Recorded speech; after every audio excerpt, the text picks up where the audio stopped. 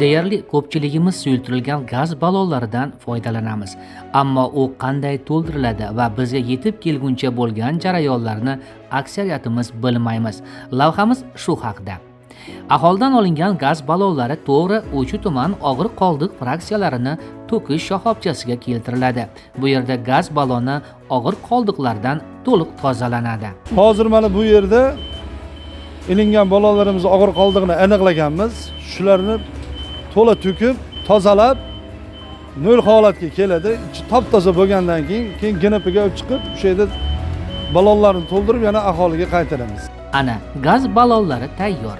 Endigi manzil O'ychi tuman suyultirilgan gaz to'ldirish stansiyasi.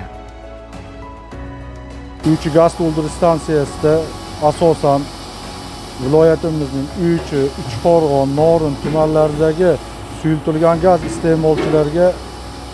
iste'molchilardan kelgan maishiy gaz ballonlarini suyultirilgan gaz bilan to'ldirish vazifasini bajaramiz. Shahar tumanlaridan kelgan maishiy gaz ballonlar stansiya hududiga kirishidan avval stansiya tashqarisida joylashgan xususiy sektorga qarashli maishiy gaz ballonlarini og'ir qoldiqlardan tozalash sexiga yo'naltiriladi va u yerda barcha maishiy gaz ballonlar og'ir qoldiqdan tozalangandan so'ng stansiya hududiga kiritiladi.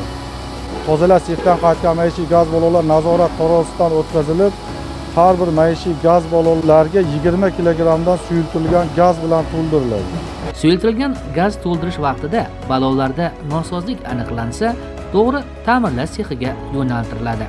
Maishiy gaz ballonlarining ventil qismlari nosoz holatga kelgan gaz ballonlaridagi ventillar to'liq almashtiriladi yoki boshqa nosozliklari to'liq ta'mirlangandan so'ng quyish sexiga qayta yuborilib, soz maishiy gaz ballonlariga suyultirilgan gaz to'ldiriladi. Bu birinchi navbatda aholiga sifatli va xavfsiz yetkazib berishni ta'minlashdir.